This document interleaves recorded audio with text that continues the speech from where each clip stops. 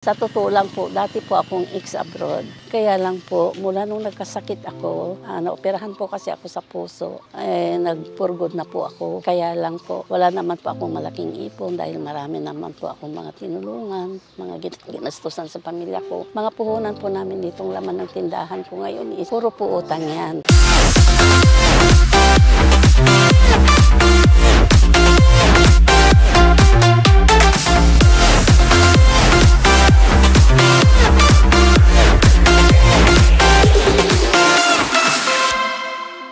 Pumunta rin po tayo sa Lambayong Sutal Kudarat para mamahagi ng Hako Challenge Sari-Sari Store. So, tignan po natin ang kwento ni Madam Adora.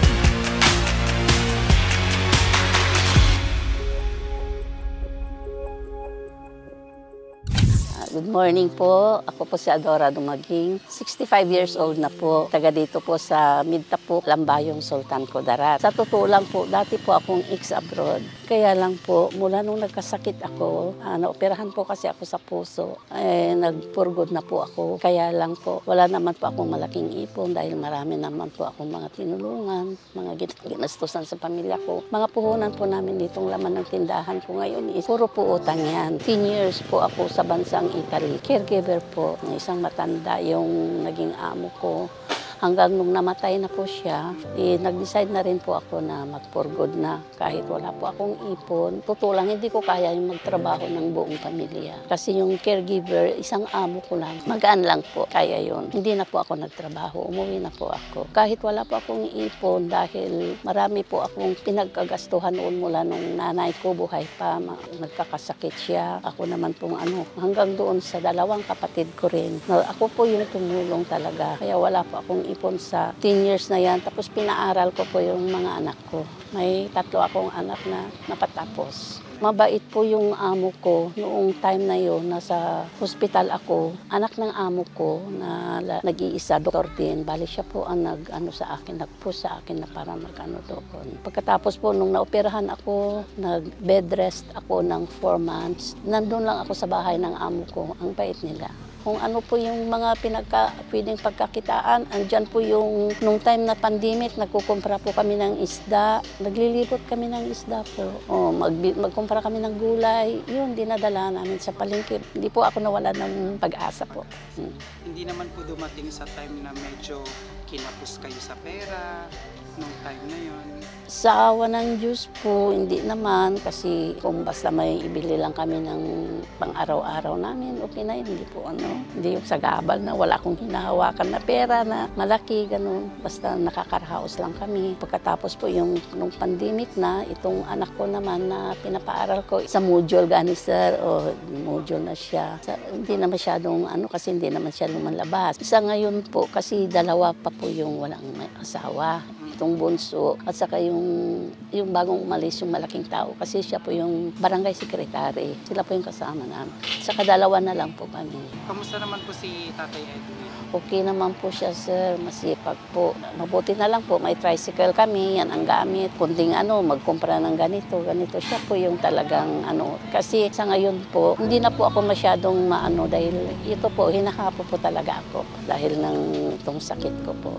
Papasalamat ako dahil kahit na ganito lang yung buhay natin, hindi ka nagsasawa na Pati yung mga anak ko po, parang siya rin yung tunay nilang tatay. Saka yung dito sa tindahan, mas masipag pa po siya. Yung mga maglinis dyan, magluto, ganun siya na po lahat. Kaya nagpapasalamat po sa kanya. Ma'am Maricel, maraming salamat po sa ang laki ng tulong na ito na nakamit namin mula sa iyo. Maraming salamat po, ma'am. Hindi ko po ma-express yung feelings kung gaano po kalaki yung pasasalamat ko sa iyo. Ikaw po yung blessings na binigay ni Lord sa amin.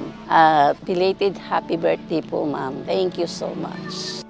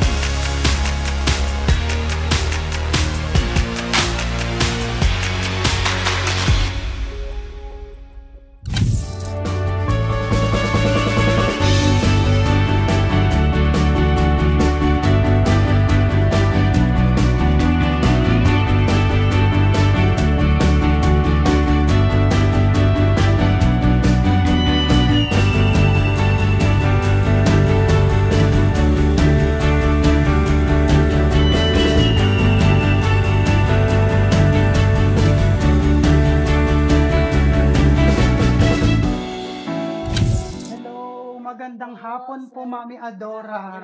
sir. Hello po ulit. Hello po. Ayan, Mami, bumalik muli ang Hako Challenge Team upang ibigay na po sa inyo yung mga groceries mula sa ating Hako Queen, syempre si Ma'am Maricel. Okay, so Mami, let's go. Kuhanin na natin sa sasakyan. Sige po, sir.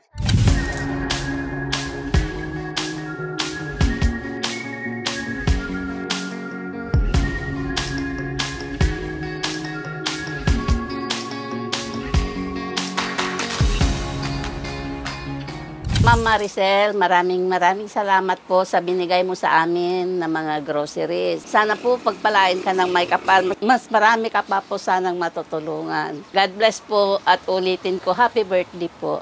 Ma'am Maricel, thank you very much sa binigay mo sa amin. Happy birthday. God bless.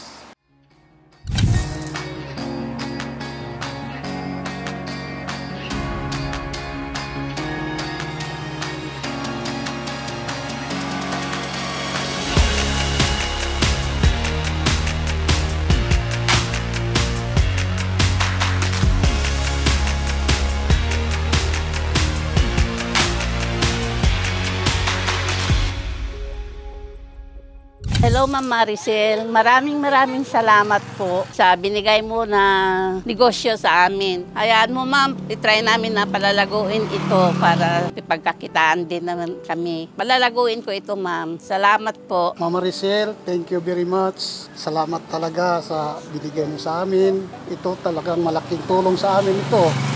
Kasi lalo na kaming senior na. Salamat talaga. God bless.